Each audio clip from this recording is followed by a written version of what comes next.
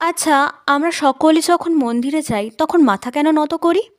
কারণ মাথা হলো আমাদের অহংকারের জায়গা।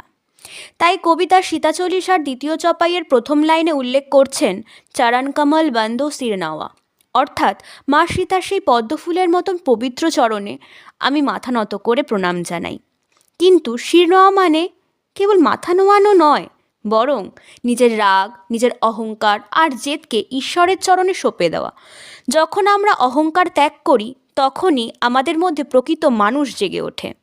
এবং কবিতার সীতাচল্লিশার দ্বিতীয় চপাইয়ের দ্বিতীয় লাইনে উল্লেখ করছেন সিয়া সুরসারি সব পাপ না সাই।